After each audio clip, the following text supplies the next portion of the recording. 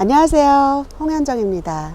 수원 민주화운동 계승사업회 6월 민주이야기입니다. 요즘 수원시 의회가 어떻게 돌아가고 있는지 아시나요? 수원시 의회 조짐이 심각합니다.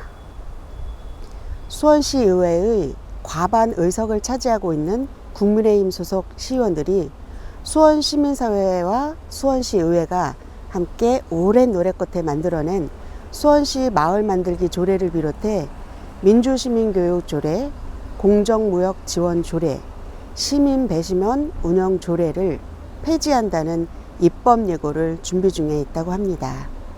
작년에는 수원시 남북교류협력 조례를 폐지한 바가 있는데 수원시의회가 또다시 풀뿌리 민주주의 활성화로 이루어낸 협치의 성과들을 폐지하겠다는 겁니다. 참으로 어이가 없습니다. 빨리 중지를 모아야겠습니다.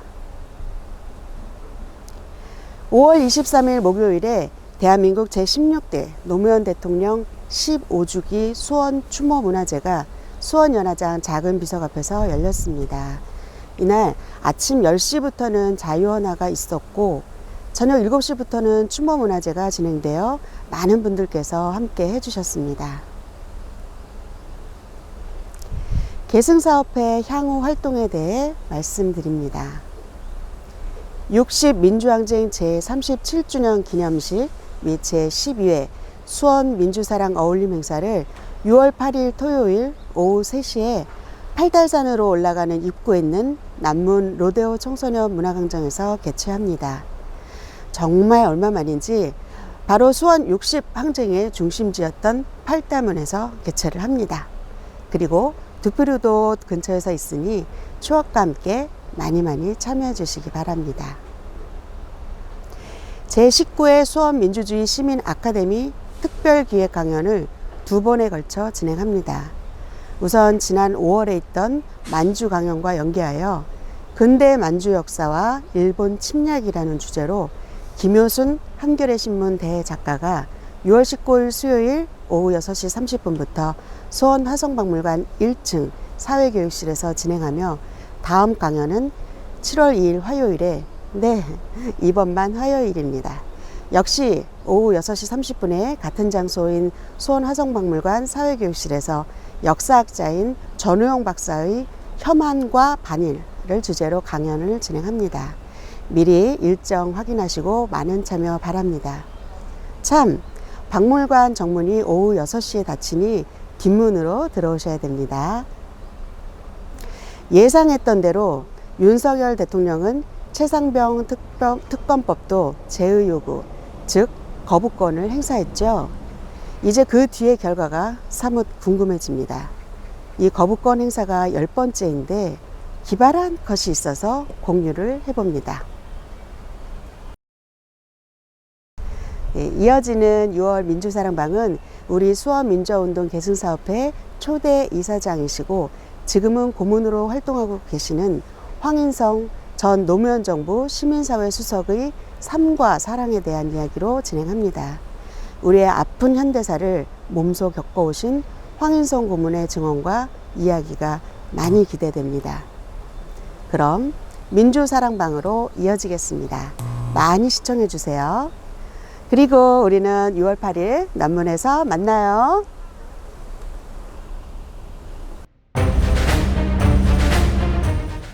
안녕하세요. 안녕하십니까. 2024년 6월 민주사랑방 진행을 맡은 이사 정원민입니다.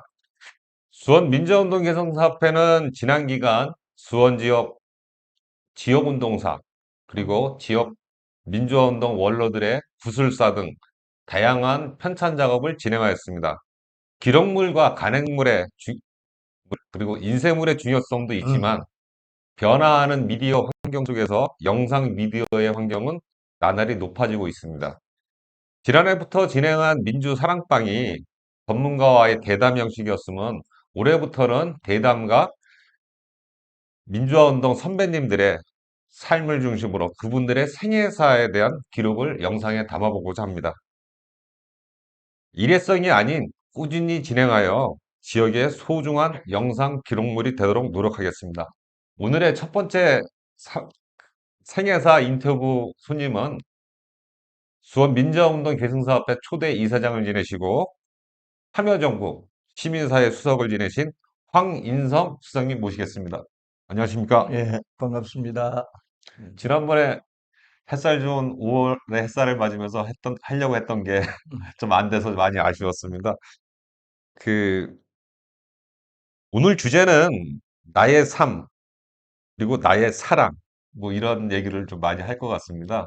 그래서 아무튼 재미난 어릴 때 추억이라든지, 그리고 뭐 청소년기라든지 청년 시기, 그리고 지나온 삶에 대해서 계속 하고 싶은 말씀 많이 좀 해주시기 부탁드리겠습니다.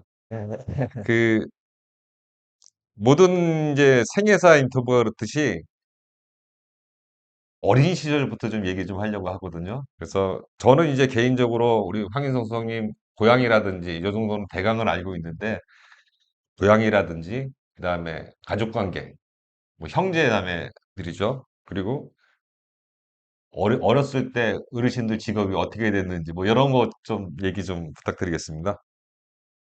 예, 저는 1953년 1월에 경상남도 사천, 옛날에는 이제 사천군이었는데 지금은 사천시인데요. 위치는 에, 남해안에 접해 있는 그런 소도시에서 오남의 장남으로 태어났습니다. 그러니까 53년이면 이제 한국 전쟁이 마감되는 그런 시기였죠. 그래서 그때 어린 시절 이렇게 생각하면 모두가 좀 다 가난했고 또 아침 저녁으로 이렇게 저 전쟁에서 이렇게 피해를 입은 그런 상위 군인이나 또 거지 이런 분들이 이 밥을 얻으러 오는 그런 시절이었어요. 식사 때가 되면. 그 아버님은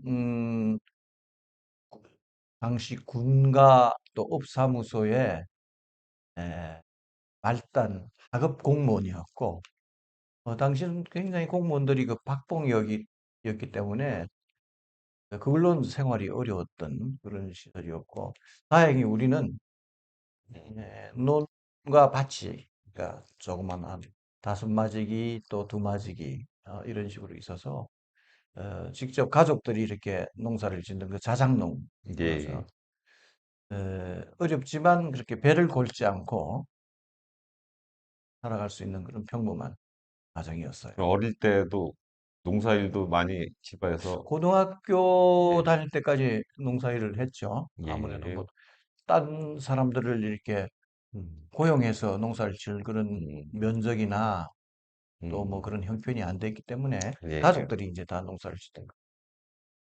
예. 그 경상도 억센 오영재 참 어머니가 힘드셨겠습니다. 그렇죠. 부모님이 딸이 좀 있었으면 하는 게 예. 끝까지 가진 그런 소망이었는데 잘 안 됐어요. 그 지난번에 보니까 아직도 그 초등학교 친구들이라든지 아직도 사천에 많이 계시는 것 같던데요. 예, 그렇죠. 예. 그저 2004년인가 2년인가 국회에서 날라차기의 달인 강기갑 의원님이 또, 우리 중학교 제 동창이죠. 예. 아, 예, 지금도 예. 사천에 계시는 것 사천에서 같더라고요. 농사를 짓고 예. 계십니다. 그 학교는 그러면 어떻게 사천에서 다 이렇게 나오셨나요? 어, 초등학교, 당시는 국민학교라고 그랬는데, 예. 초등학교하고 중학교는 그 고향인 예. 사천읍에서 다녔고, 고등학교는 그 진주에 있는 그쪽 서부 경남 지역의 일종의 명문고였죠, 예, 당시에. 진주고등학교. 예, 인문계 고등학교인 진주고등학교를 다녔어요. 그 중고등학교 다닐 때 공부를 되게 잘하셨나 봐요. 아, 뭐 일단, 되게 잘한 것보다도 시골에서는 뭐 그런 대로 했고 고등학교 때 가서도 예, 전국에 저 전교에서 한 뭐 10위 안으로는 아유, 나왔고 되게 1, 2등 할 때가 많았죠. 전교? 전교 그러니까 그러니까 전학급에서 저 고등학교 예, 때도요. 예, 예. 근데 이제 조금 아쉬운 거는 꾸준히 1, 2등 하는 게 아니라 이게 좀 기복이 많았어요. 좀 놀고 뭐 장난치고 또 기분이 그렇고 하면 툭 떨어졌다가 아유 이 좀 해봐야지 하면 쏙 올라가고 뭐 그런. 근데 사천에서 진주라는 큰 도시가 있으면 그때는 사천은 군이었지 않습니까? 그렇죠. 사천에서 진주에 있는 진주 고등학교란 명문고를 가서도 되게 공부를 잘하셨고 되게 모범생 요즘 얘기로 하면 예, 범생이었을 예, 것 그렇죠. 같은데요. 뭐 그저 평범한 학생이죠. 그러니까 선생님 시키는 걸 잘 따르고 또 부모님 말씀 잘 듣고 예. 특별히 뭐 말썽 부리지 않는 그런 평범한 학생이었어요. 그러면 이제 그렇게 이렇게 평범한 부모님 계시고 오형제의 음, 장남으로 계시고 학교도 초중고등 중학교까지 하천에서 있다가 고등학교는 그 근방에 있는 명문인 진주고등학교에 가시고 음.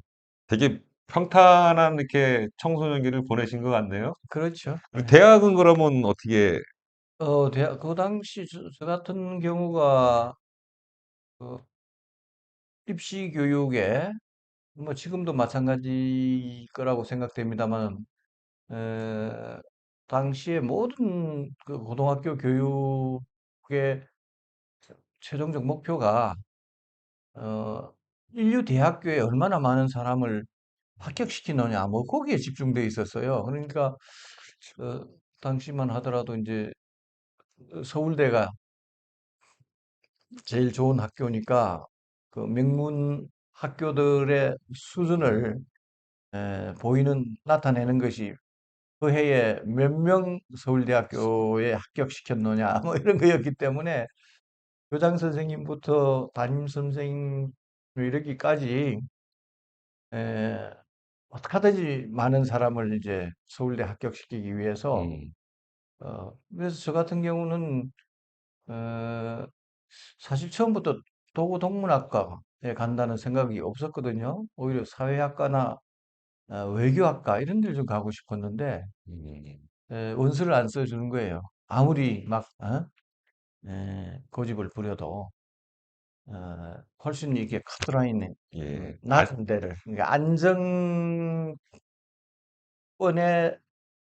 그렇지. 드는 그런 학과에 원서를 그래서 우리 써주는. 학교가 서울대 몇 명 갔다. 이거 네, 이제 그게 그렇죠. 이제 예. 학교 자랑하려는 부분이 많이 그렇죠. 있었죠. 그러니까 그 학교들이. 학생의 어떤 음, 진로라든가 미래를 생각하면서 그가 뭘 소망하고 음. 있는지 이런 거에 대한 고려가 그러니까 교육적인 고려가 없는 거죠.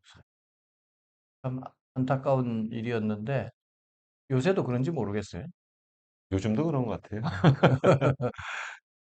음. 그럼 대학 생활을 하시면서 뭐 이렇게 무난하게 평탄하게 하신 것 같지는 않고요.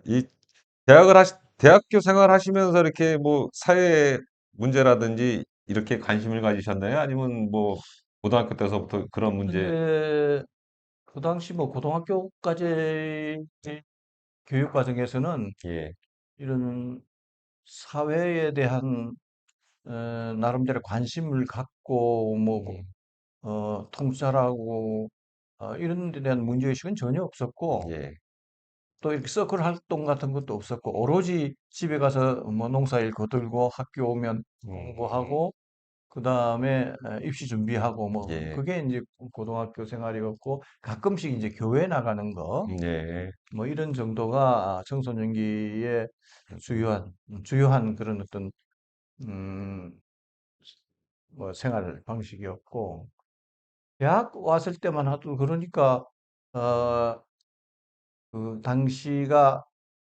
제3공화국 시절인데 박정희 예, 대통령 예, 때 그 정부가 하는 일, 또 대통령이 하는 말 그런 거에 대해서 조금 더 뭐 문제를 제기하거나 회의하거나 그런 건 없었어요. 오히려 대학에 와서 물론 그 당시에도 시위도 있고 뭐 그런데 음, 저건 좀 형편이 괜찮은 사람들이 하는 일이지 나처럼 이제 시골에 와서 네. 시골에서 와가지고 이제 그때 아버님이 이제 일찍 돌아가셨기 때문에 가정 형편이 굉장히 안 좋았어요. 예. 오랫동안 이렇게 병으로 고생하시다가 돌아가셨기 때문에 빚만 남겨놓고 돌아가셨단 말이에요. 그러니까 어머님이 이제 동생 뭐 아주 어린 동생들 데리고 그렇게 생활을 꾸려가고 계셨기 때문에 무슨 수를 쓰더라도 빨리 이제 제대로 대학을 졸업해서 안정된 직장을 잡아서 이 집안을 일으켜야 된다. 또 그리고 어머님을 도와야 된다. 뭐 그런 생각이 이 주된 초기 이제 대학 생활을 시작했던 시절에 가졌던 생각이었고 그래서 바뀌게 된 계기가 음, 있겠죠? 그렇죠. 그런데 이제 아무래도 같이 대학에서 생활해 보면 나는 기회에 참여 안 하고 가능하면 이제 빨리 가서 그때 입주 아르바이트 같은 걸 했어요. 학생을 가르치는. 예. 예. 아, 그때 가정교사. 했어요, 예, 그때요? 예. 예. 그래서 뭐 그런데 눈 돌릴 여유가 없었지. 예. 그런데 이제 그 당시에도 학교가 시위로 인해서 1학년 때만 하더라도 휴학을 한 두 번 했어요. 문을 잠깐 닫았다가 다시 열고 뭐 이런 식으로 하다가 그 해 1학년 말에 뭐 그때 몇 년도였죠? 71년이에요. 71년이요? 예, 1971년. 1971학번이신 거예요? 1학번이에요. 예. 그러니까 위수령이 있었어요. 그러니까 학생 시위를 진압하기 위해서 예. 군대가 동원됐어요. 그 당시에. 서울 지역을 위수지구로 하는. 예, 예. 그렇게 해서 뭐 서울대, 고대, 주요 대학에 음, 이렇게 이제 군인이 진주를 해서 학교는 문을 닫고 뭐 이런 일이 있었어요. 그 위수령 이후에 음, 그 당시에 각종 서클에 좀 지도급 있는 그런 학생들이나 또 유인물 음, 작업을 해서 이렇게 그 당시 그걸 이제 지하신문이라고 그랬는데 신문을 발행하거나 예. 하던 그런 사람들 또 시위 주동자들 음, 모두 이제 검거를 해서 예. 그 군대에 보냈어요. 강제 그렇죠. 그때 징집했네요. 예. 처음으로 그렇게 하는데 큰 어떤 정치적 사건이 있었는데 그때 이렇게 보면서 어, 괜찮은 내가 보면 참 존경하고 음, 싶고 어, 그다음에 사귀고 싶은 예. 그런 우리 1학년 중에서는 그런 예. 친구들이 다 잡혀가더라고요. 그러면서 나는 같이 할 수 있는 처지가 아니지만 그래도 그들의 행동은 이제 동조하거나 지지하는 그런 입장이었죠. 예. 에, 그런데 2학년이 되면서 예. 이제 학교에는 열성적으로 활동하는 사람들은 이제 다 군대 끌려가고, 그다 2학년이면 유신 이제 72년도 그 72년도 이제 후반기에 이제 유신이 예, 일어나요. 예. 유신, 어, 10월 유신이니까 그때다가 예.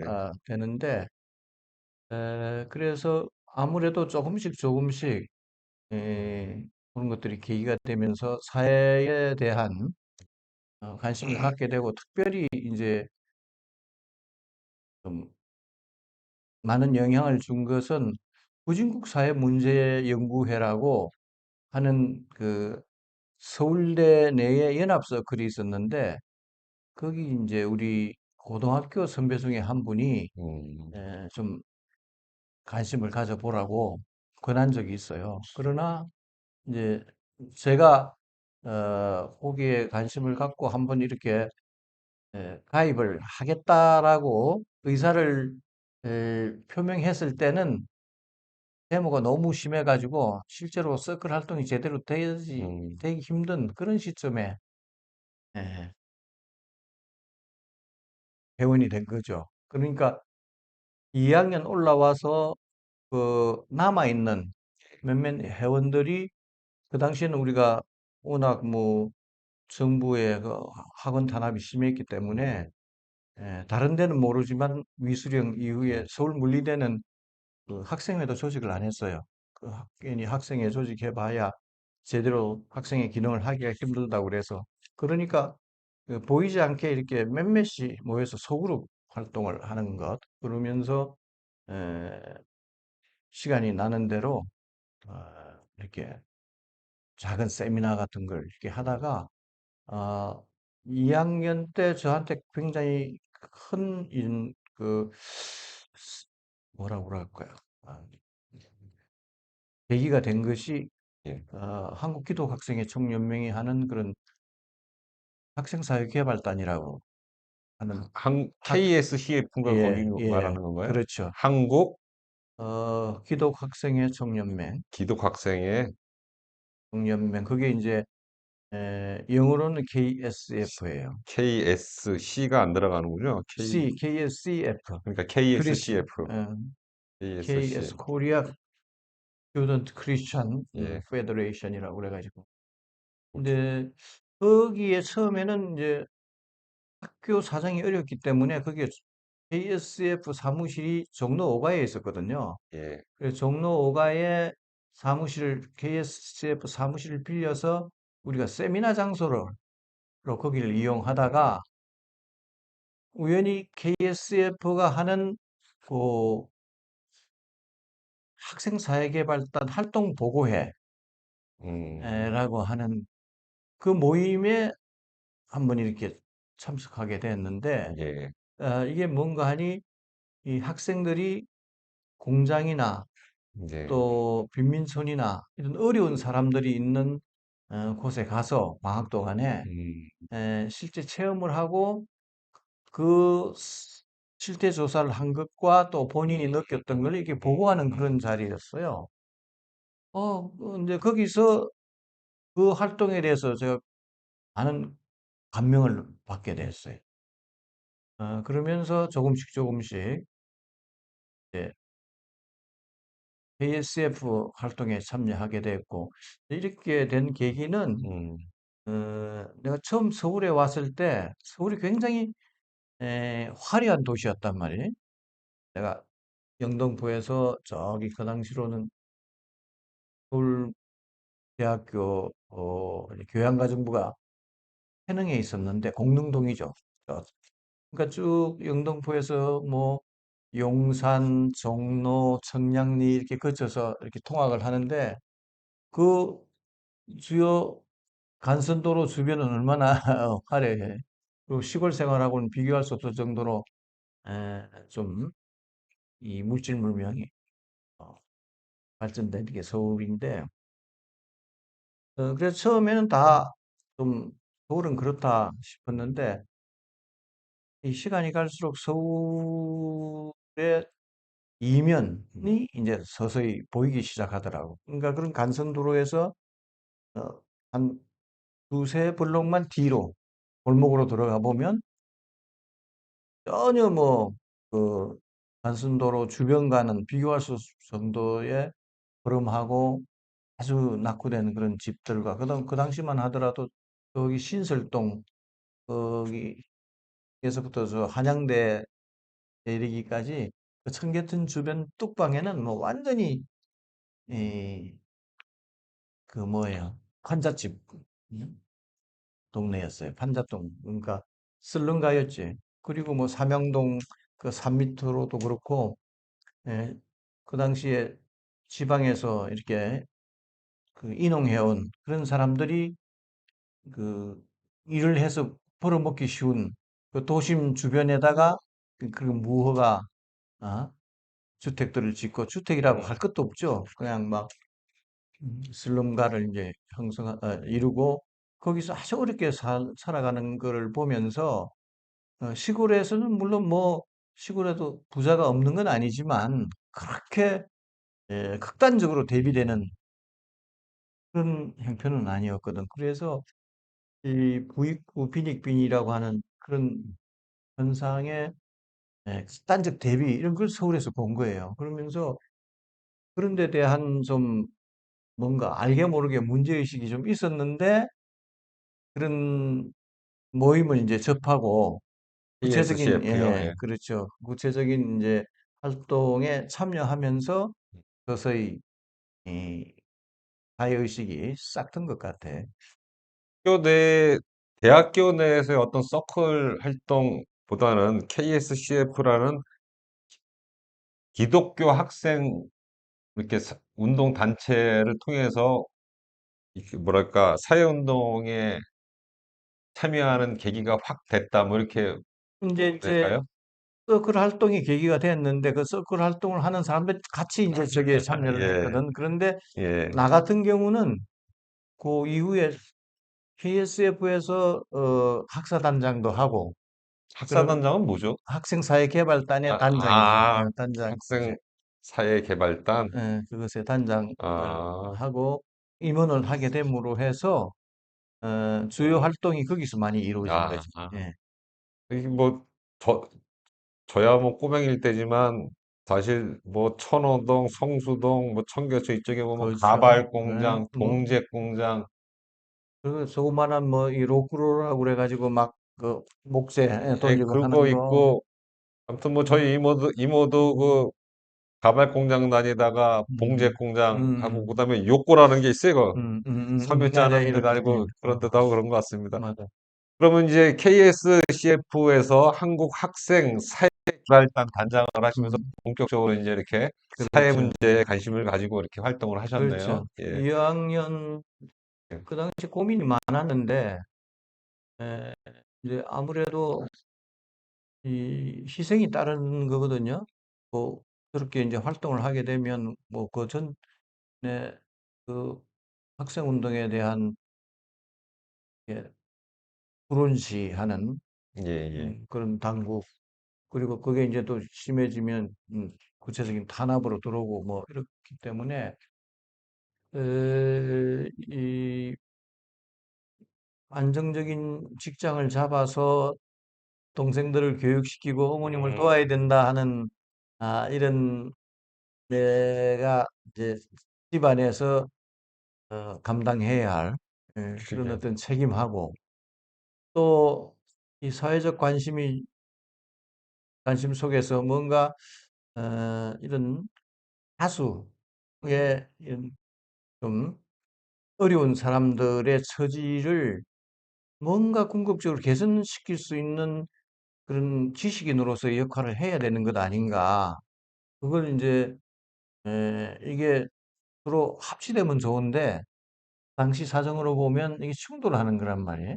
왜냐하면 그 사회적 관심을 가지고 그들을 돕는 일을 한다는 것이 그 당시 어른들은 좀 그런 얘기를 많이 했죠. 네가 잘 되고 난 다음에 예?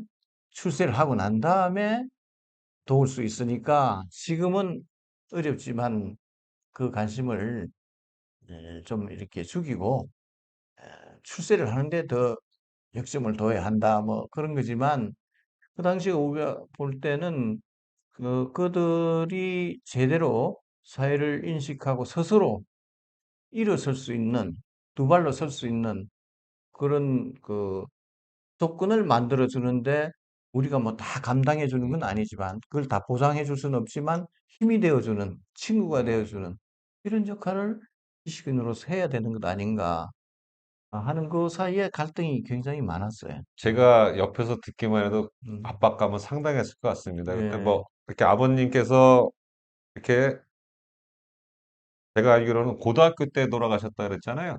고등학교 2학년 때 그러면 돌아가셨지. 이제 밑으로 남동생들이 4명이 음, 있는데, 장남이 빨리 그렇죠. 서울대 들어갔으니 빨리 졸업해서 동생들 교육하는데, 아니면 뭐 이렇게 그렇죠. 좀 보탬이 돼야 되는데, 바로 또 이제 그, 누가 얘기하지 않더라도 나 스스로가 이제 그렇게 해야 된다고 예, 생각하는데 예, 예. 또 주위에 이제 친척들이나 뭐 이런 사람, 그런 분들이 다 나서서 어머님 고생하는데 너 딴 생각하면 안 된다. 그러고, 빨리 졸업해가지고, 어머님 그렇죠. 도와주고 동생들 좀 뒷바라지 좀 해야 어, 되겠지 어, 않겠냐? 뭐 이런 어, 압박감들, 뭐 그리고 또 뭐 가문에 도움이 되도록 너도 말이야. 예, 좀 출세를 해라. 뭐 이런 게 강했죠. 예. 그렇게 하시다가, 아무튼, 근데 이렇게, 뭐랄까, KSCF 하면서 이렇게 학생사회개발단 단장도 하고 이러면서 음. 이런 활동들이 이제 그때 이제 집에도 이제 알려졌나요? 그런 부분들이? 근데 그때는 몰랐죠. 어, 몰래 했던 거고. 음, 근데 그해 이제 10월 유신이 예, 예. 72년. 1972년도에 일어나거든요. 예, 그 이후에는 뭐 상황이 더 어려워져 가지고 어, 꼼짝을 못할 응? 그럴 때인데 그러고 73년이 그 제가 예, 73년도에 들어서면은 이제 제가 3학년이 되는데 예, 예, 그때 이제 학생사회 개발단 예. 음, 이? 단장으로서 이제 3학년 때? 그런 음, 임원이 되고 그러니까 모든 게 이 감시의 대상이 됐죠. 저 같은 경우는 예. 그러다가 에, 남산 부활절 사건이라는 게 있었어요. 그 4월 달에. 남산 부활절 사건요? 그래서 4월 달에 부활절 연합예배, 연합에 예, 남산에서 어, 기독교 예, 연합 부활절 연합 예배가 예, 있었는데 거기에 새벽에 예. 가서 친구들이랑 에, 유신 체제를 비판하는 그런 삐라를 뿌린 거예요. 삐라. 그냥 삐라를 뿌렸는데 그 당시는 예, 뭐 몰랐죠. 누가 뿌렸는지. 그런데 6월 달에 예, 그게 어떻게 발각이 돼 가지고 그때 국군보안사였는데 지금은 기문사인데 예, 예. 국군보안사에 끌려갔어요.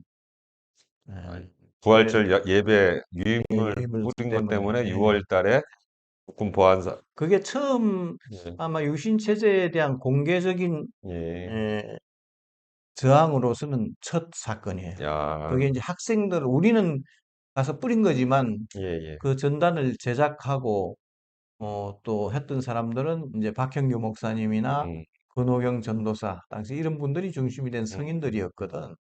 근데 그분들은 이제 구속이 돼서 서대문 구치소로 넘어가고 우리는 조사를 그러니까 그 빙고 호텔이라고 있는데 그때 국군 보안사 저기 용산에 미군 기지 건너편에 음, 아주 그 소문으로 유명한 데인데 거기서 조사 얻어맞고 조사받고 그리고는 이제 남대문 경찰서에 와서 29일인가 유치장 생활을 해요. 그때까지도 집에는 몰랐어.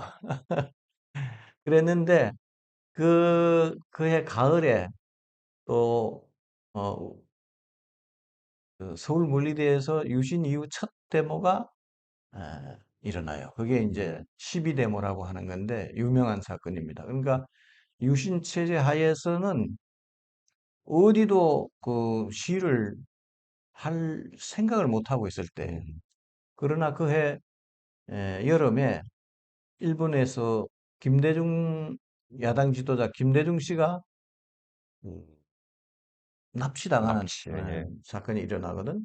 그때는 이제 북한의 소행이라고 처음에는 얘기를 했어요. 음, 그러나 이제 해외에서 오는 이런 여러 가지 소식들 음, 이렇게 보면은 이게 에, 국, 그 당시는 중앙정보부, 대한민국 기관원들이 일본에 가서 결국은 음, 그 야당 지도자를 이렇게 잡아서 태평양에 이제 빠뜨려 죽이려고 했던 걸로 이제 파악이 된 거예요. 어, 그러니까 이런 거를 두고 가만 있으면 되느냐 음, 하는 게 이제 우리 이 서클 내에서 막 논의가 됐어. 계약되자마자. 그래서 시위를 해야 한다. 음, 지금 시위했다가는 뭐 완전히 그렇지 않아도 그 2년 전에 모두 이제 다 잡혀서 군대를 가가지고 씨가 말랐었는데 겨우 소그룹 활동 같은 걸 통해서 이제 학생 운동에 이런 그 이 토양을 조금씩 조금씩 이렇게 갖고 오고 개선해 오고 있는데 지금 이랬다가는 이제 더 뿌리가 뽑히지 않느냐. 그래서 그 필요성은 인정하지만은 전략적으로 조금 더 이제 미뤄서 해야 한다. 뭐 이런 그 학내에서 논쟁이 계속되다가 결국은 이제 10월 2일에 가가지고 그 9월에 계약을 했는데 10월 2일에 했으니까 그 논쟁이 한 달 동안 음, 치열하게 된 셈이죠. 그걸로 인해서 도피하다가 구속돼요. 그걸 계기로 해가지고 이제 집에서 알게 된 거지. 그때 3학년 때 3학년 때. 난리가 예, 났었겠네요. 예. 그러니까 뭐 재밌는 거는 그걸 알고 이제 우리 고모님이 찾아오셔가지고 날 붙들고 아이고 이놈의 자식아, 에? 만세 부르면 집안 망하더라. 에? 그 유학, 동경 유학까지 갔던 그 건칠한 얼굴도 잘생긴 오빠들이 다 만세 불러서 감옥도 가고 집안도 망하고 나중에는 뭐 만주에서 아편장사 하다 죽더라. 그러니까 너 어쩌려고 이제 이러느냐 뭐 이런 식으로 날 붙들고 그냥 막 말씀하신 게 기억이 나는데 이제 그분들이 살아오면서 겪은 거란 말이에요. 일제시대나 또 해방 후에 전쟁통에 그러면서 뭔가 앞으로 나서면 음, 본인도 뭐 저기 인생이 안 열리지만 음, 집안도 망한다. 그러니까 좀 제발 음. 조용히 중간만 해라 중간만 어? 그런 말씀을 자주 하셨죠. 동생들도 원망이 좀 있었겠어요, 형이. 좀 그럴 수 있는데 네, 근데 동생들은 그 이후에 어머님도 내가 제일 걱정했던 게 내가 이제 감옥을 가고 뭐 음, 그러면 정말 어머님이 더 살 기력이 생기시겠나. 음, 너무 좀 음. 절망하셔서 극단적인 뭐 일을 치르시지 않을까 하는 정도로 그런 걱정도 한 적이 있는데 참 의외로 감옥을 갔다 나와 보니 예, 그런 대로 어머님도 강해 계시고 동생들도 뭐 그런 대로 공부를 하고 있고 그때, 다행이죠. 그때 그 험한, 그 뭐랄까, 시절을 거치셨는지, 지금도 정정하시잖아요, 어머님이. 연세가, 건강하신데 요사이는 아무래도 연세가 많으시니까 예, 90, 97이시니까 이제 뭐 정정하세요. 돌아가실 때가 됐죠. 예. 예. 그 황인성 수석님을 얘기하다 보면 민청학년 사건을 우리가 많이 떠올리게 되거든요. 민청형 사건은 뭐 그냥 좀 어떻게 함께 하게 됐는지, 그 그리고, 민청년 사건이 예, 뭔가가 중요한데 이제 예, 12대모가 예, 그때는 어느 누구도 유신 직후에 유신에 정면 도전한다는 건 생각을 못 할 때예요. 예, 예, 굉장히 어수선한 시절이거든요. 요새 그런 상황을 후배들한테 얘기하면 잘 이해를 못 하던데 그 토청 주요한 사람은 토청하고 음. 미행하고 또 그러고 뭐 이게 그 당시 국회의원들도 그 국군 보안사 같은데 끌려가 가지고 그냥 이렇게 합법적으로 입건하는 게 아니고 무조건 데려다가 가서 막 고문하고 그래서 기를 죽여서 내보내는 거란 말이에요. 그러니까 정보 통치 그다음에 그러니까 공포 정치를 하고 있을 때예요. 예, 예. 그러니까 어느 누구도 그리고 그 당시에 뭐 언론 같은 경우도 유신을 비판하는 그런 언론 기사를 썼던 기자들 같은 경우도 내가 그걸 직접 봤으니까 그 기독교 언론 영향력 있는 언론도 아니었는데 그런 기자가 응? 중앙정보부 끌려가지고 굉장히 이제 그 고문당하고 나와서 이 목발을 짚고 출근을 하던 이런 모습을 구체적으로 두 눈으로 보고 막 그러기 때문에 굉장히 그 당시 상황이 좀 어수선하고 사람들이 제대로 남 앞에서 의사를 음, 드러내지 못하는 자기 생각을 드러내지 못하는 그런 시절이었는데 저 12 서울 물리대 12대모가 음, 상당히 큰 이제 충격파를 던진 거예요. 그래서 그 이후에 장윤하 선생과 같은 백기환 선생 이런 분들이 이 중심이 돼서 어 헌법 개헌 100만인 서명운동 같은 걸 시작을 해요. 그러니까 이게 학생 수준을 넘어서 일반 사회에서도 유신 헌법을 이제 비판하는 이런 움직임이 있고, 여기에 대한 해외 언론의 관심도 높아지고 있는 그런 속에서 음, 그 뭔가 그게 그 여파가 이제 사회적으로 확대되고 있었고, 그 다음에 12대 뭐 이후에 우리는 그걸 하고 감옥에 가 있었잖아요. 그런데 이게 어떻게 된 것인지 전국적으로 나는 그때 이제 기소유예로 나오게 되는데, 우리가 감옥에 들어가고 난 뒤 한 1, 2개월 사이에 전국적으로 다 학생 시위가 일어난 거예요. 유신 반대하는. 그리고 어떻게 하다 보니까 정부로서도 감당이 안 되니 이거를 다 뭐라 그럴까? 일찍 휴교 조치를 해가지고, 어, 기말 시험 같은 것도 보지 않은 채 다 학교 문을 닫아버린 겁니다. 그러니, 그만큼 이런 그 유신에 대한 반감과 분노, 이런 것들이 학생들, 젊은 층에서는 확인된 거고, 그 다음에 사회적으로도 100만인 서명운동, 개헌 서명운동이 이제 일어나고, 이런 속에서 그 이듬해가 되면은 74년이 되면 예, 예. 이게 훨씬 더 이 반유신 열기가 고조되겠구나 음, 하는 것들이 예상되고 있었어요. 그래서 언론 같은 데서도 4월 위기설 이런 걸 얘기하고 있을 때, 그러니까 위기를 느낀 이제 박정희 정권은 예. 1월 4일 날인가 해서 일사조치, 1차 긴급조치를 이제 긴급, 대통령 예. 긴급조치권을 발동을 하는 겁니다.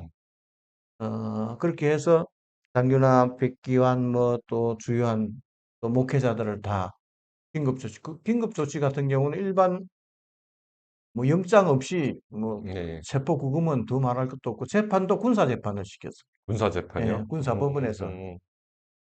그래서 1월 달에 벌써 이제 그와 같은 긴급조치 1호가 발동이 됐고, 그 다음에 이제 12대모 이후에 전국에서 학생운동이 일어났잖아요. 예. 그리고 이 각 학교의 학생 그 시위 주모자들은 뭐 아무런 제재를 받지 않고 그냥 방학에 들어갔으니까 그 사람들은 다 살아있는 거잖아요. 그렇죠. 예. 그러니까 우리가 그 감옥에 있을 때 남아있던 밖에 있던 사람들이 먼저 그거를 이제 전국적인 학생 시위를 계획을 해야 되겠다. 예, 예. 그래서 신학기가 되면은 좀 대규모로 이 유신 체제에 대한 그런 어떤 비판과 저항 운동을 예. 전개하자라고 하는 흐름이 잡혀 있었어요. 그 우리가 나오니까 이제 주모자들이 다 나왔잖아요. 예. 그리고 그때 12대모를 주도했던 건 4학년이었는데 나병식, 뭐 정문하, 아, 또 뭐 그런 몇 분들이 있어요. 선배들인데 1년 이게 선배, 그렇지. 예, 예. 이 양반들도 재판을 안 받고 그냥 나왔어. 왜냐하면 워낙 이렇게 예, 반대 예. 물결이 강하되니까 대통령이 그 뭐라 그럴까 기소를 아예 취소를 해버려. 그래서 다 나왔어. 빨리 풀어줘라. 예, 너무 확산될 것 예. 같다. 뭐 이런 거네요. 그러니까 예. 이런 사람들이 나오면서부터 이 전국적인 네트워크를 강화해서 음, 어, 유신을 결단내자. 유신에 대한 대대적인 이런 음, 좀 철폐 운동을 하자. 한 게 이제 민청학년? 민청학년이에요. 예. 그래서 그 민주청년 학생총연맹이라고 하는 이것을 이름을 내가 제안했기 때문에 음. 내가 제안한 게 채택이 됐어. 그래서 민청학년과는 민주 청년 학생 학생총연맹 총연맹. 예. 전국 네. 전국 민주청년 학생총연맹.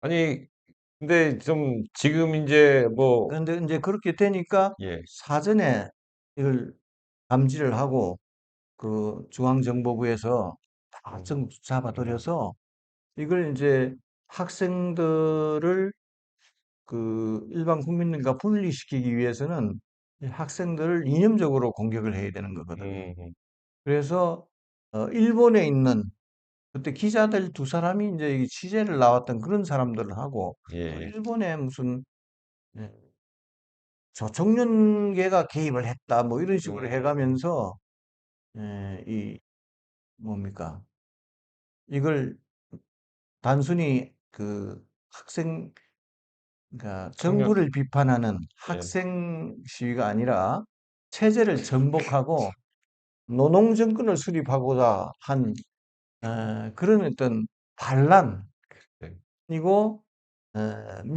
북한의 사주를 받는 조직으로 이렇게 포장을 해서 뭐 거대한 사건을 만들어내서 이 발표를 한 거예요.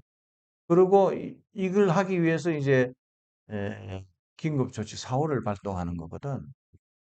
민청학년 사건이 그래서 유명해진 겁니다. 그래서 음. 여기 그래서 그때 인혁당 그 양반들은 정말 죄가 없는 사람들인데 그 열, 옛날에 인혁당으로 한번 재판을 받았다는 그걸 다시 이제 악용을 해서 이 사람들이 뒤에 있다 하는 식으로 해서 북한과 연결시키고 또 일본을 통해서 북한과 연결시키고 뭐 이러면서 이걸 자익 조직으로 만들어 버린 거예요.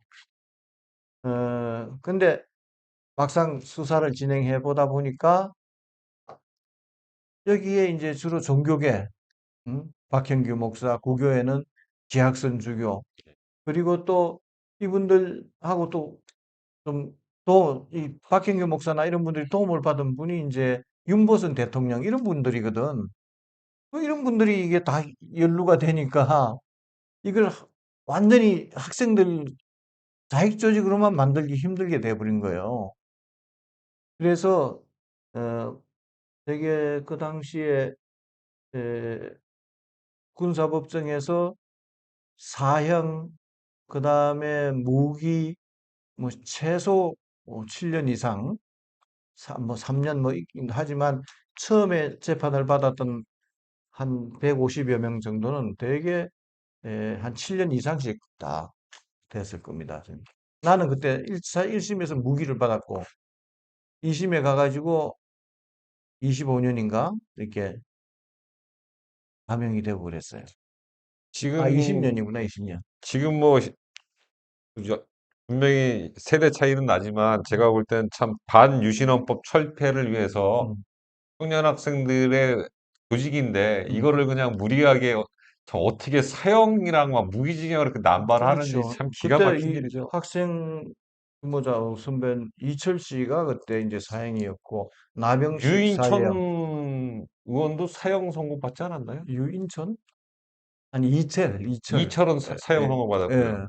예. 유인천은 뭐 유인태 유인태, 예, 유인천이 유인태 아니고 예. 유인천은 유인태 지금이고 이철, 그다음 유인태, 김지하 이현배 이런 분들이 처음에 다 사형을 받았죠. 아, 김병곤 예, 내 예. 친구 중에 김병곤 아니 뭐 사형을 내리면 솔직히 무슨 강령이라든지 체제 전복이라든지 이런 내용이 있었습니까? 아, 참 참 그거를 어디 걸 했냐면 인혁당이 뒤에 있다는 식으로 그러니까 해서 그렇게 한 인혁당의 하부 조직인 청년 그거로 조직 뭐 그런 이렇게 식으로 만드는 연결을 거죠. 하는 그게 배후 조직이 되니까 이걸 참, 이제 그래서 그, 그분들만 나중에 희생되죠. 예. 그렇게 이제 민청학년 사건이 있었고 그리고 나서 이제 한국 사회는 이제 80년도 이제 서울의 봄을 맞이하지 않습니까? 예. 뭐 중간 뭐 민청학년과 그 80년 그 국민운동본부 전까지의 그 활동들은 뭐 이렇게 특별한 게 있으시면 말씀 좀 해주시죠. 아니 그러니까 이제 민청학년 사건으로 또 감옥에 가고 그리고 1년 후에 또 나와서 그러니까 예, 이 징역 확정은 20년이 됐는데 예, 예. 그런데 그 형 집행정지로 1년이 채 뭐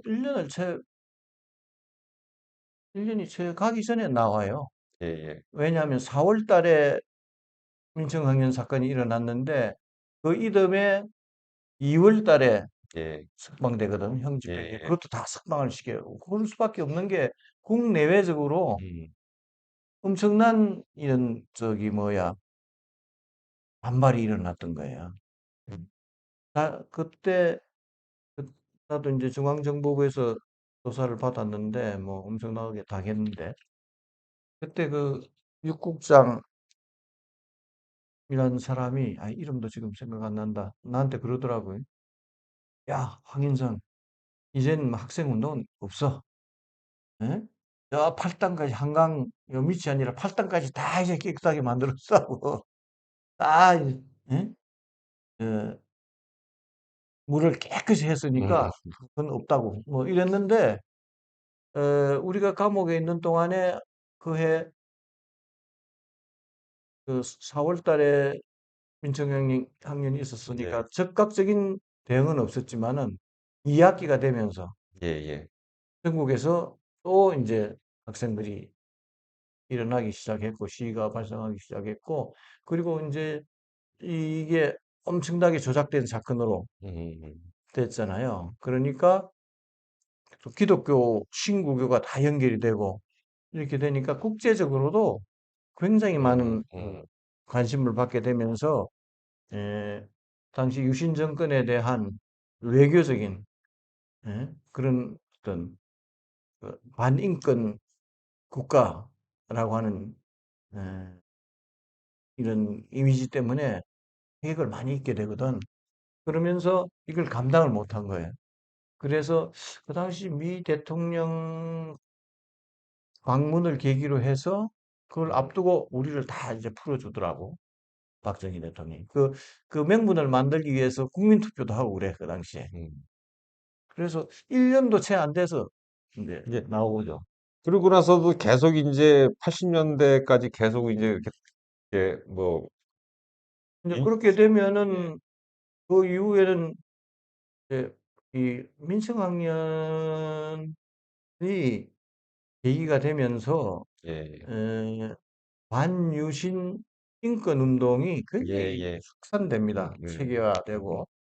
그건 저 같은 경우는 나와서 뭐 저기 남양만에 가서 농민운동 한다고 좀 가기도 하고 주로 농민운동도 안 많이 하셨었어요? 한다고 그 당시에 예, 이제 청계천에 있던 예, 그 예, 할빈교회가 예, 그 남양만의 그 관측지에 이주를 하게 돼요. 그 빈민촌 예, 사람들이 예, 희망하는 사람들을 예, 예. 모아가지고 그래서 거기 가서 이제 협동조합 운동도 하고 뭐 음, 그런다고 이제 음, 갔다가 음, 아 다시 올라오죠. 한 음. 1년 후에 아무래도 그때 임명진 목사가 아니라 김진홍 목사, 김진홍 목사. 김진홍 목사님 하고 하는 게 뜻이 안 맞더라고. 그래서 올라와서 주로 이제 학생 지도를 했지.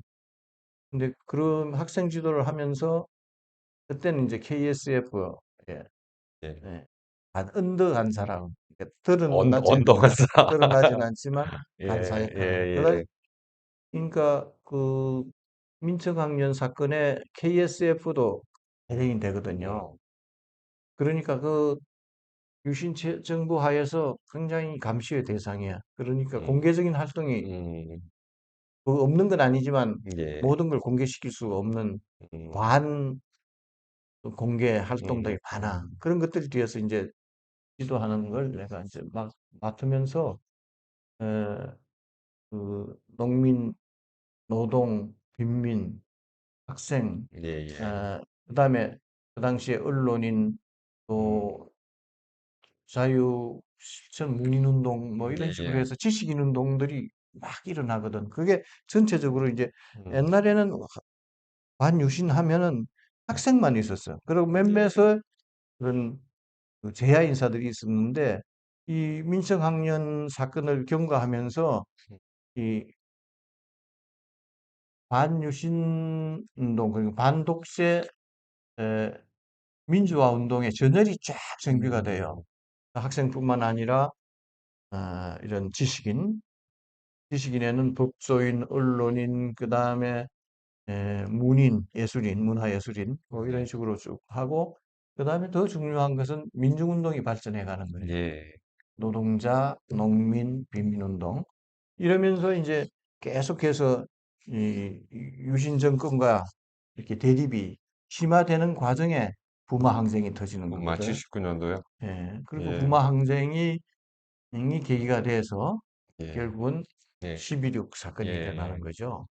그래서 김재규 씨에 음. 의해서 박정희가 이제 음. 그 세상 사람이 되고 그 유신 체제는 내부에서부터 그렇게 붕괴가 된 예. 거죠.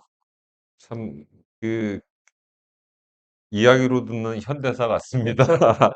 그러다가 결국은 유신 정권은 물론 몰락했지만 음, 새로운 인제 그 유신의 후예들이 등장하지 않습니까? 그렇죠. 그러면서 뭐 우리 국민들의 승리로 결국은 끝난 우리 87년 60 민주항쟁. 그때 당시 민주헌법 쟁취 예, 국민운동본부잖아요. 예. 거기서도 이렇게 집행위원장을 하신 건가요? 뭘 아, 하시지 않았나요, 그때? 예, 외부 공식적으로는 예예. 뭐 정책기획실을 네네네. 맡았었는데 예. 실제로는 그 당시만 하더라도 모든 게 이렇게 비밀리에 조직할 수밖에 없는 거거든요. 예. 그게 드러나온 그런 음. 전국적인 조직이 만들어지기 힘든데 그 조직 실무를 했죠. 예. 그걸 만들어가는 과정에 이제 음. 물론 그 다 지도자들이 있어요. 그 당시로 보면 거기 바로 가려고 그러면 좀 설명이 힘든데 어쨌든 그 12.6 사건으로 인해서 예. 박정희 정권이 내부적으로는 유신 체제가 붕괴되잖아요. 예. 그러면 당연히 대통령 의고 상태니까 이제 뭐 계엄령이 발표가 되고 그 당시에 그 국무총리인가 누군가가 그걸 좀 대행을 하고 체계가 그랬었는데 그때 국민들은 이제는 이렇게 오랜 군사 독재가 이런 저항에 의해서 붕괴된 마당이기 음. 때문에 이제 순조롭게 민주화의 길을 걸을 것이다. 그렇게 내다보고 있었어요. 예. 그러니까 그 80년 봄을 그래서 외국 언론들이 얘기할 때 서울의 봄이라고 그랬다고. 이제 민주화가 이제 되는. 그래서 그때 이제 주역으로 상정되었던 사람이 삼김이란 말이죠. 예. 김영삼, 김대중, 김종필. 예. 예. 그래서 뭐라 그럴까 이 계엄 상황이기 때문에 그 당시에 모든 상황을 통제하는 건 계엄사령관이야. 군의 입장이 굉장히 중요한데 예. 그러면 빨리 이 유신 헌법을 개헌하고 새로운 헌법하에서 대통령 선거를 치르면서 음. 민주 정권이 이제 등장하도록 이렇게 정치 과정이 설치가 돼야 되는데 이걸 이제 가로막고 나선 게 전두환. 전두환 세력이에요. 그게 12월 12일 날 12, 12. 군사 반란인데 예. 예? 그 계엄사령관을 그냥 잡아놓고 정승화. 참. 자기네들이 이제 군권을 장악하고 그것도 지금은 이제 재판으로 확실하게 예. 정리가 된 거지만 반란을 했고 이뿐만 아니라 그 당시에 이제 봄 되면 학생들이 처음에는 학내에 이제 민주화를 하다가 이게 계엄하에서 이 군의 움직임이라고 하는 것이 예. 안정된 이런 대통령 선거가 치러질 수 있도록 이 정치 과정이 활발하게 일어날 수 있는 여건을 조성해야 되는데 그럼 계엄이 해제돼야 되거든요. 근데 계엄을 해제하지 않고 그것도 유신 헌법에 의해서 응? 대통령 선거를 하게 만든단 말이에요. 그래서 최규하 씨가 대통령이 되는 겁니다. 저기 예예. 박정희처럼 예? 체육관에다 그 청대들을 모아놓고 대통령을 한. 이 과정 자체가 이게 뭔가 좀 어? 정상적이지 않은 거예요. 그러니까 빨리 이제 그 계엄을 해제하고 어, 개헌이나 이런 대통령 선거가 민주적으로 이루어질 수 있도록 음, 정치 일정을 좀 명확히 하는 그런 조치를 요구하기 시작해요. 응? 그러면서 막 서울 시내까지 이제 각 대학의 예, 시위가 진출이 되고 이러니까 이런 걸 계기로 해서 혼란, 응?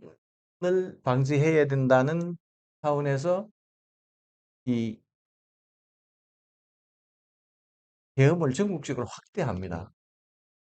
그러면서 국회나 이런 것들을 뭐 다, 예, 그리고 뭐 정치인들에 대한 정치 활동도 다 규제를 하고, 예, 그게 이제, 예, 제2의 구테타였는데, 여기에 저항해서 반대한 학생 시위가 시민 항쟁으로 때 발전한 게 광주 항쟁이죠. 예, 예, 광주, 예. 예, 그런데 이걸 또 피로 다, 응?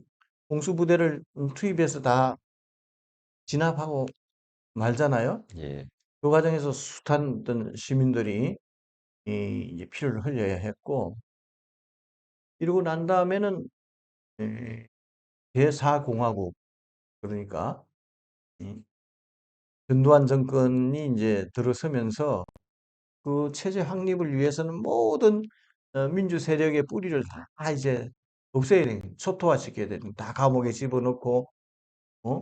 외국에 내보내고, 추방시키고, 학교에서는, 그리고 뭐, 그 노조 지도자 이런 사람들은 사평교육대 보내고, 뭐 이래 가면서 참, 체제를 확립한 한편으로는 그렇게 하고, 악법을 막 양산을 하고, 이제 국회가 만들기 전에 그 뭐 국보위라고 하는 데서 이렇게 해서 이제 그 한편으로는 탄압을 통해서 민주화의 어떤 음, 거점을 다 초토화시키고 그리고 통제 장치를 강화하기 위한 그런 법률을 막 음.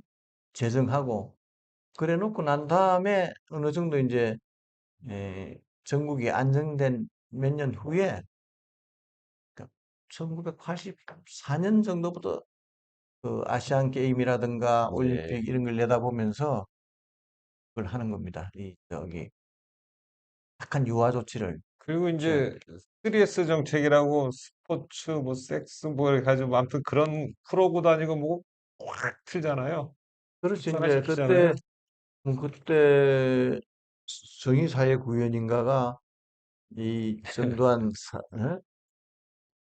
그게 5공화국이야? 4공화국이야? 지금도 제가 오구강국이죠. 5공화국 5공화국의 캐치프레이즈였는데 전두환 때는 부처 안 겪으셨어요? 어, 그 초반때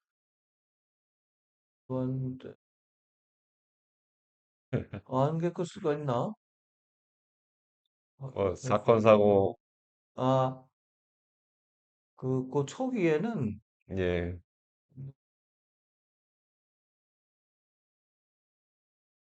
그 당시에는 내가 음, 긴급조치구호 하에서는 유신헌법 하에서는 한두 차례 더 감옥을 갔다 왔고 그 강수항쟁 직후 그때는 이제 내가 그 전두환 정권 초 그때는 KSF의 총무가 아마 돼 있었어.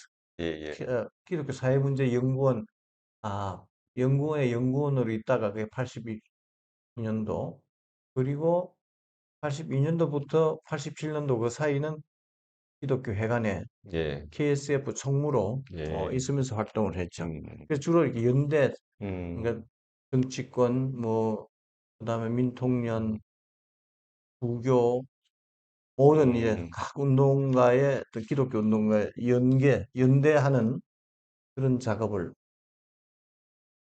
그, 그렇게 하시면서 아무튼, 그렇기 예, 때문에 예, 그 국민운동본부 예, 그거를 만들어낼 수 있었던 거죠. 그리고 그 다음에 이제 87, 60 민주항쟁이 이제 승리로 음, 되면서 전민련, 전국연합 음. 뭐 이렇게 그 전국 단위 연대 조직에서 그때 집행위원장을 하시지 않았나요?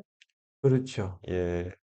뭐 그 부분은 또 좀 궁금한 게 많으니까 또 예, 그 정도까지만 얘기를 예, 하고요. 그리고 이제 오늘도 제가 말씀드리지만 황인성 수석님이라고 이제 예, 말씀하잖아요. 예, 그랬을 때 노무현 대통령과의 만남, 예. 동행에 대해서 한번 이렇게 좀 얘기 좀 들어볼 수 있겠습니까? 저는 그 노무현 대통령을 처음 보게 된 거는 유랑쟁 과정에 그 양반이 이제 그전에는 잘 알려지지 않은 인물이었어요. 예, 그렇죠. 유랑쟁 전에 에, 전국에서는 이제 민주헌법정치국민운동본부가 만들어졌고 각 시도 단위로 이제 이 그 지역별로 다 조직들 있었죠. 지역별로 예. 이제 그 본부들이 생겼는데 그때 부산이 비교적 일찍 만들어지고 예. 그의 주축 조직이 부민협의회였어. 부산 연합. 민주시민연합인가 연합인가 아마 그럴 거예요. 부민연이야 부민협 어쨌든 예. 협의회 무슨 시민협의회일 거예요. 민주시민협의회. 거기에 운영위원장이면서 음. 국민운동본부 예, 예.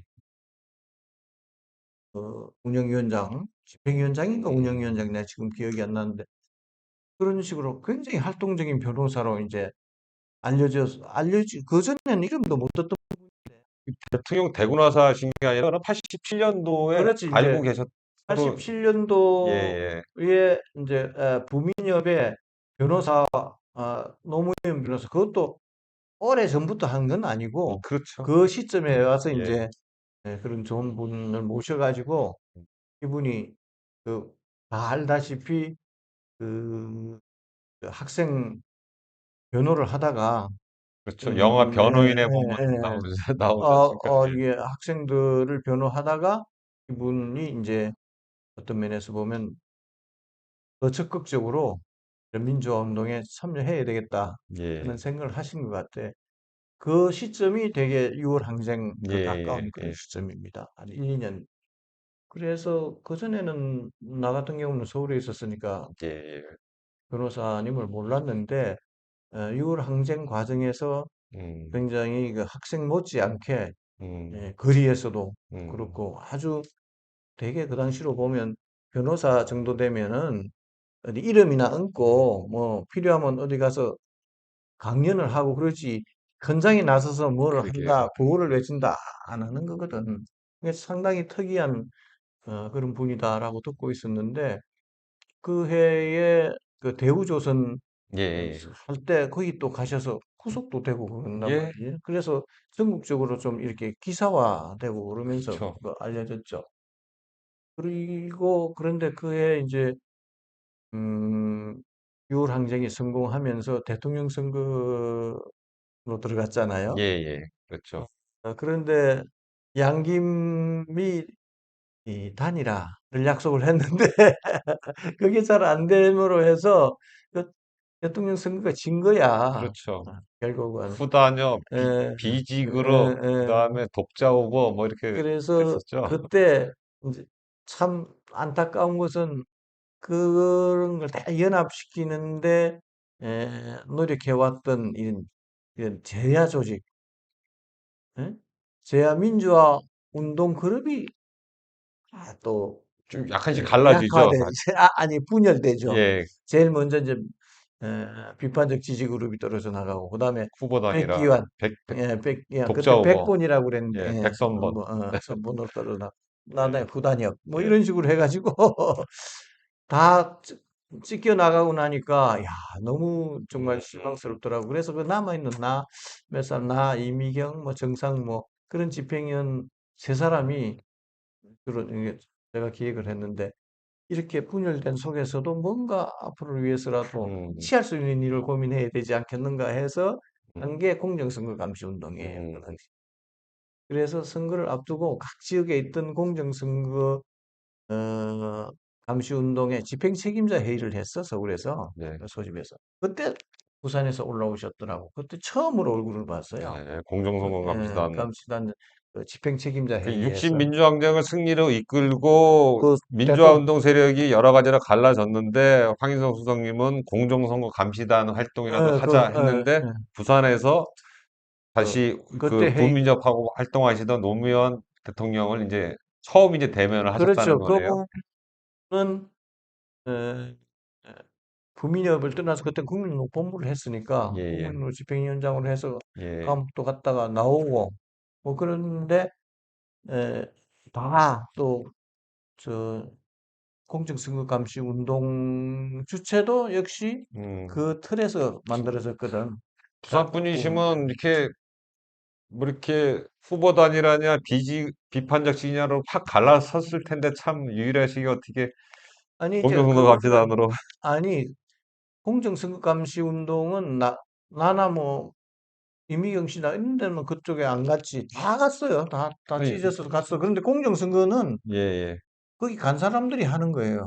아, 왜냐하면 예. 선거를 다 음. 거기는 김영삼을 지지하는 사람, 예, 예. 김대중을 지지하는 사람 뭐 있지만은 결국은 선거가 공정하게 돼야 된다 예, 하는 거에 예, 대해서는 예. 같이 하는 거니까. 그러면 그때 이후로는 좀 이렇게 관계를 좀 갖고 하셨나요? 그 노무현 대통령이랑요? 개인적인 관계는 별로 네. 없었어요. 근데 그 뒤에 내가 전국연합 집행위원장을 할 때 이 양반은 예. 이제 이 양반은 그 뒤에 이제 국회의원이 되잖아요. 예. 그래서 또 전국적으로 이름이 난 음. 청문회 스타가 되고 그렇죠. 어 그런데 음, 또 그 뭐야 국회의원을 계속 하는 건 아니거든. 또 떨어지기도 하고. 떨어졌다가 붙었다가. 그래서 그 90년대 초에는 나는 이제 또 찢어졌던 그런 그거를 그 운동을 다시 연합시키는 전민연이나 예, 전국연합 예, 예. 이쪽으로 난 예, 활동을 예. 해오고 전국연합은 뭐 나중에 내가 거의 조직하다시피 했는데 그렇게 해서 처음엔 정책위원장을 하다 예, 집행위원장을 예. 오랫동안 했죠. 그래서 그 전국연합 집행위원장을 할 때 예. 이 운동을 지역화시켜야 된다. 지역 운동을 어떻게 하든지 활성화해야 한다. 그렇게 해서 이제 그 교육 과정도 마련하고 뭐 그런 음. 적이 있었는데 그때 이분은 국회의원에서 떨어지고 나와서 어,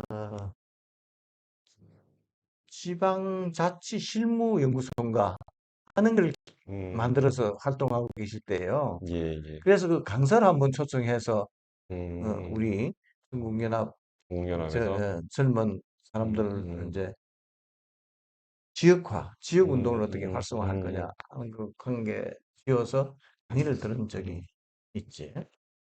그리고는 또 뭐 특별히 개인적 관계를 가진 건 아니, 없어. 근데 어떻게 참여정부 때 시민사회 아, 수석이란 자리가 원래 처음 만들어진 거 아닙니까? 그리고 났는데 그렇지. 어떻게 또 새롭게 만들어진 수석실에 어떻게 또 초대 시민사회 수석으로 가셨는지. 어, 그때 예.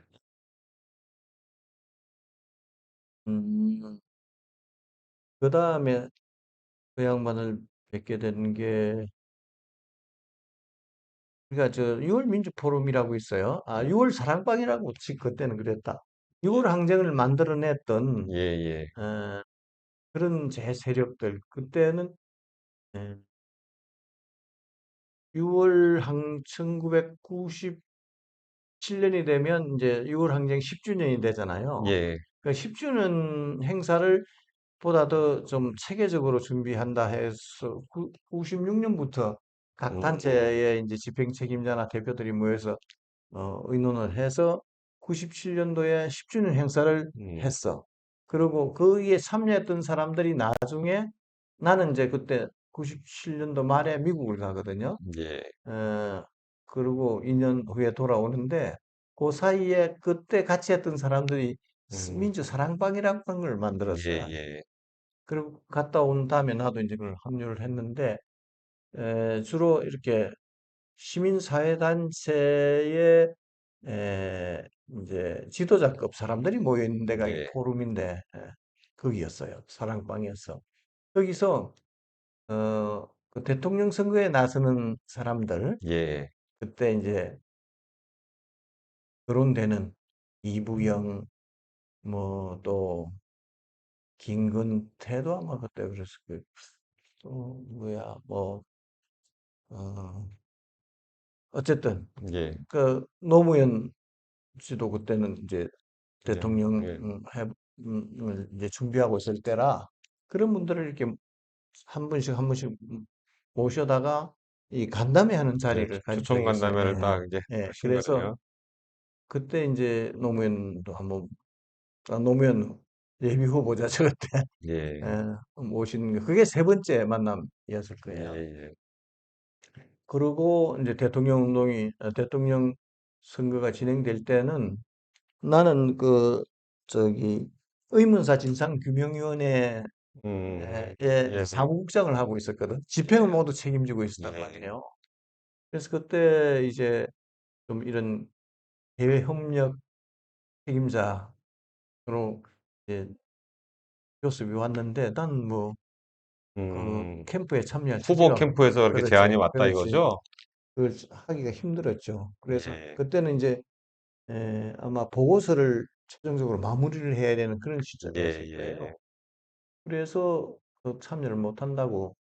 그러고는 이제 했는데 대통령이 되셨어. 음, 그리고 얼마 후에 나는 이제 거기 작업이 다 끝나가지고 한겨레 통일문화재단에 가서 일을 하고 있었어요. 예, 예, 그러면 대통령 그런데 이제 대통령이 탄핵당하잖아. 예, 대통령이 탄핵되고 탄핵의 여파로 이제 또 열린우리당이 예, 예, 그 총선에서 예, 일당이 예, 돼요. 예, 일당이 되고 그렇게 되니까 이 그때 뭐 그것도 다 이 촛불 그, 그쵸. 그 분의 결과죠. 그러니까 대통령이 아직 헌재의 결론은 안 났는데 헌재의 심판은 안 났지만은 대개 그 당시쯤 되니까 4월 좀 넘었을 텐데 언론에서도 뭐 음, 곧 그게 이제 기각될 거라고 하는 게 예, 좀 얘기되던 그런 시점인데 하루에 한번 대통령실에서 연락이 왔어. 그 인사수석하던 정찬영 예, 나한테는 선배입니다 그분이. 그래서 그때 누구누구냐면 아, 어, 박원순 또 그때 여성계 대표로 성균관 대학의 그 이름이 지금 생각 안 난다. 그 나중에 여성부 장관도 하는데 정연백, 정연백 예, 예, 그리고 최열 최열, 예, 그리고 나 그렇게 네 사람을 예, 관저로 좀 음, 그러고 이제 그 인사수석 정찬용 그렇게 다섯 사람하고 음, 대통령 그다음에 여사님 그렇게 식사를 해서 관저에서 예, 아마 그 당시에 곧 이제 업무 복귀를 하면 나름대로 이제 뭘 어떻게 해야 할 건가 구상을 하고 있을 때 아마 사람들의 의견을 듣고 싶었나 봐. 음, 그래서 들어가서 그때 이제 처음으로 길게 이 얘기도 하고 그런 음, 셈이죠. 그래서 그때 이제 한마디 해보시오. 그래서 제가 그랬죠. 대통령 어떤 행정부 수반으로서는 이제 더 권력이 강화되게 됐다. 음, 왜냐하면 쫓아냈는데 다시 살아서 돌아왔으니까. 그리고 이번에는 이제 국회에 가시면 시정연설 하러 가시면 다 음, 기립박수 하지 않겠느냐, 받지 않겠느냐. 열린우리당 일당이 됐으니까.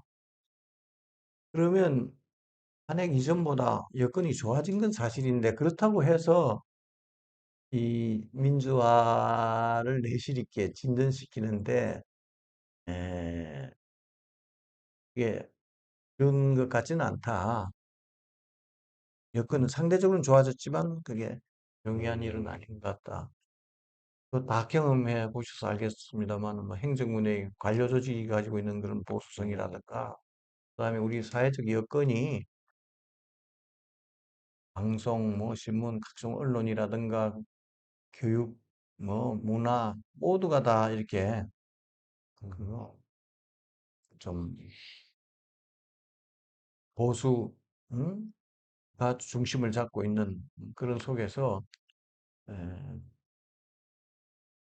저항이 심할 것 같은데 어떻게 하든지 간에 이게 시민사회와의 이런 좀 전략적 동맹이 필요하지 않느냐.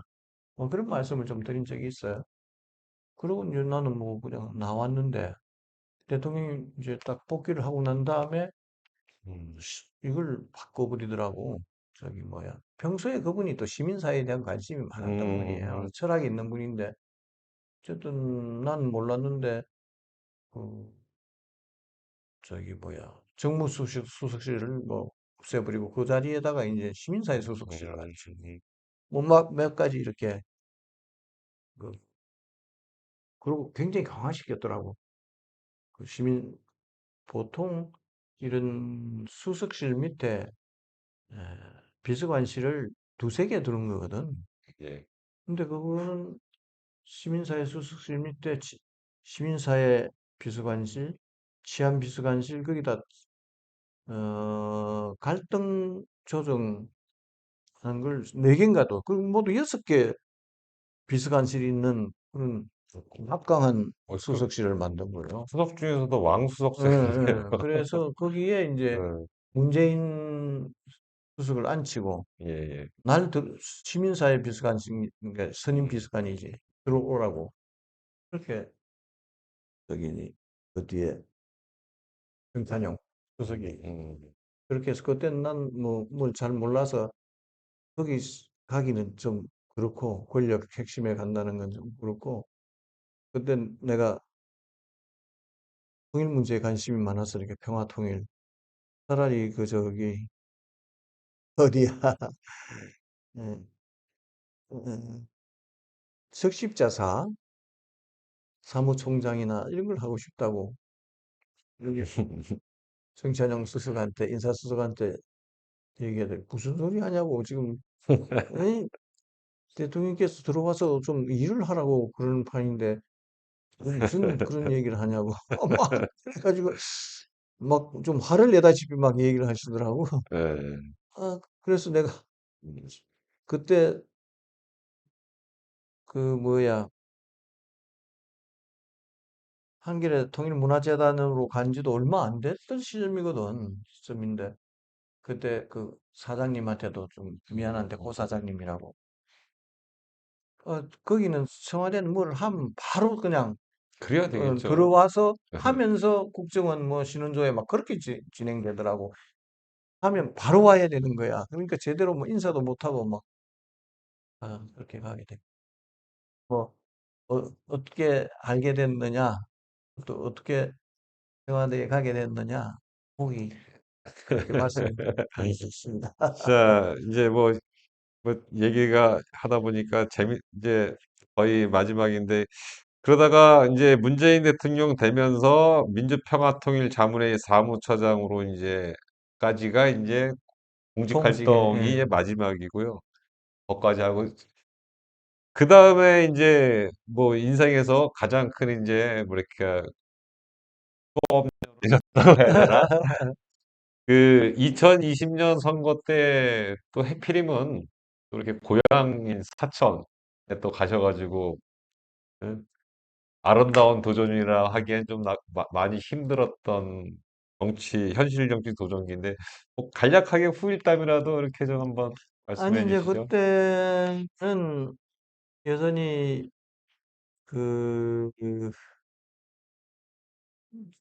저기 대통령 선거가 중요하잖아요. 이제 예, 문재인 대통령 선거 5년이니까 그 다음에 이제 에, 대통령 선거를 하면은 영남이 워낙 취약지니까 거기에 뭔가 이렇게 좀 기반을 강화하는데 도움이 되는 방식으로 자꾸 내려오라고 한 거였거든.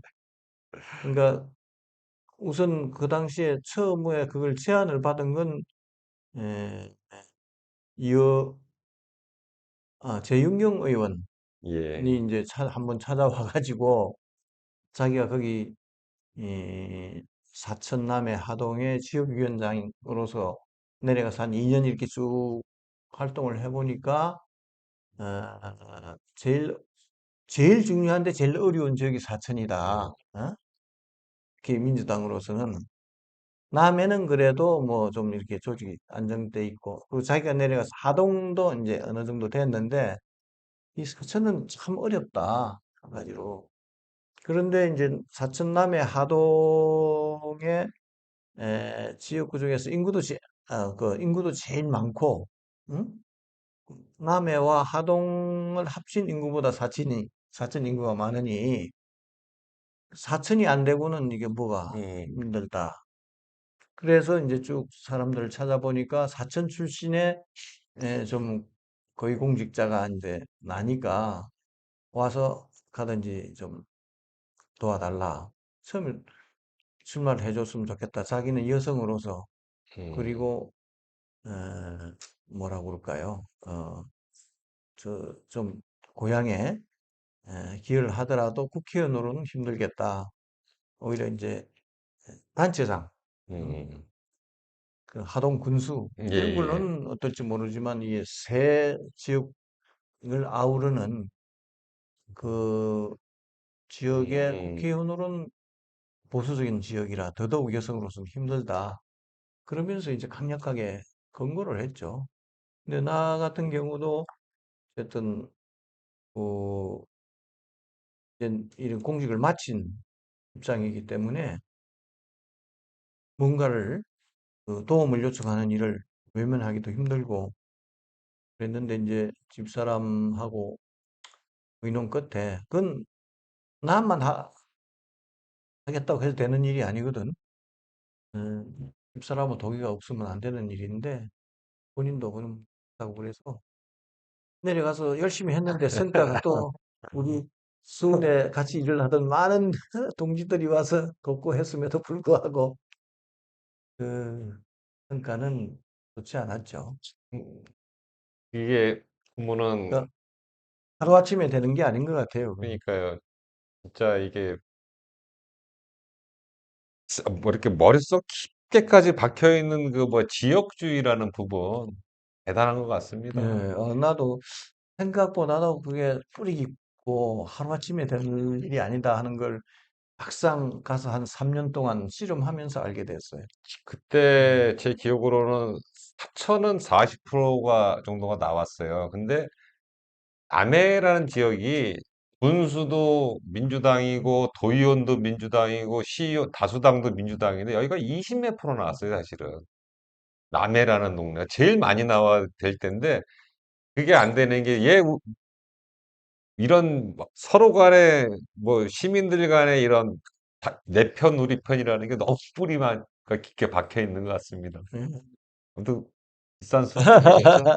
아니 예. 뭐 할 수 있는 만큼 기여했으면 되는 예, 거고. 뭐 이제 시간이 많이 흘러가 가지고 우리 저 오늘 그 처음으로 하는 저 민주화운동 선배님들의 삶과 사랑이란 음, 생애사 인터뷰인데 우리 저 마지막으로 우리 계승사업회 우리 후배들에게 이렇게 당부하고자 하는 말씀 좀 듣겠습니다. 예, 그러니까 제가 살아오면서 제일 의미 있게 느끼는 건 여전히 6월 항쟁이거든요. 그 어떤 면에서 보면 우리 역사에서 음. 3.1 운동, 그 이전에 3.1 운동이 그 정도로 전 민족적인 한거가 될 수 있었던 거는 통합이 없었으면 안 됐을 겁니다. 농민. 그러나 그 다음에 이제 4.19라고 하는 게 굉장히 큰 역사의 전환점을 만들어낸 것이고 그 이후에 에, 면에서 보면 이 부마 항쟁이나 에? 또 광주 항쟁이나 이 정말 자신의 처지를 바꾸기 위한 그런 중요한 국민적인 노력이 있었는데 그게 다 구체적으로 의미는 있지만 이 열매를 맺질 못했어요. 그러나 6월 항쟁은 그 규모에 있어서도 그렇고 어, 꽤 층, 남녀노소 뭐 다 함께 나서서 단순히 이 가슴에 뭔가 이게 품고 있던 생각을 행동으로 실천함으로 해서 질적인 변화를 만들어낸 역사적 사건이 6월 항쟁이거든. 근데 그때 그걸 계기로 해서 조금씩 이제 우리는 민주화의 길을 지금까지 걸어오고 있는 거예요. 어, 그 사이에서 진전과 퇴보가 조금씩은 있었다 하더라도 큰 흐름은 그때 좀 잡혔다. 그럼 이 흐름을 이 탄생시킨 구체적인 힘이 뭐냐? 그건 그 시민들의 단결된 행동. 이게 굉장히 이제 중요한 건데, 이걸 늘 항상 좀 기억했으면 좋겠다. 우리가 한 사람 한 사람이 떨어져 있을 때는 개별적으로만 있을 때는 힘이 없지만 예, 단결하면 얼마든지 변화를 만들어낼 수 있는 역량이 있다라고 하는 걸 구체적으로 보여준 것이 6월 그렇습니다. 항쟁이었고 또 그게 계기가 돼서 우리가 이 개성사업회도 하고 예, 있다고 생각됩니다. 그래서 기본적으로는 그 역사적 사실을 상기하는 것, 기억하는 예, 것이 이제 기초가 되지만 더 중요한 것은 이걸 오늘의 현실에서 재해석해서 현재의 음, 과제를 항상 고민하고 찾아서 지금 많은 사람들이 가지고 있는 그런 역량들을 어떻게 하면 현재 요구되는 과제 해결에 이렇게 연결시킬 것이냐 하는 그런 좀 창조적 기획들을 늘 끊임없이 해갔으면 좋겠어요. 그래서 이게 타성해졌지 않는 예, 그런 개성사업회 활동이 됐습니다. 그러니까 개성사업회가 난 그동안에 참 성공적으로 안착하고 또 발전을 거듭하고 있다고 생각하는데 요런 내가 이제 그 사천에 내려가 있을 때 예, 이 미디어 사업이 된 거 아닙니까? 지금 이게 아니요. 올라와서, 올라와서 된 예, 거예요? 예, 올라와 끝나고요. 어쨌든 내가 거기 있으면서 그걸 그때 지방선거 하실 때는 우리가 예, 했어요. 예, 예, 예. 있으면서 맞구나. 예, 개성사업에서 이런 걸 하고 있다고 굉장히 음, 참 좋은 시도이고 시대적 흐름에 맞는 그런 활동이다. 그러면서 굉장히 내심 반가워했거든요.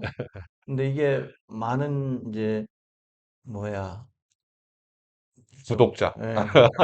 그 컨텐츠를 기획도 중요하지만 또 그걸 잘 만들어내려고 예, 하면 장비에서부터 뭐 돈이 들어가는 일이라 쉽지 않지만 예, 어쨌든 이런 것도 계속 해 나가고 있다는 게 나는 굉장히 자랑스러운 일이라고 생각하고요.